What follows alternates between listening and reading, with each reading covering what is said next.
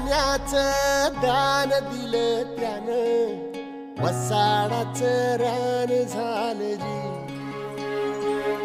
अर मातीच्या पोटात अस्मानाचं बळ माऊलीची लाज राखजी. या मिनमिनत्या दिव्याला तू साकड घाल, या तळमळत्या जीवाला दे जाणीव खोल.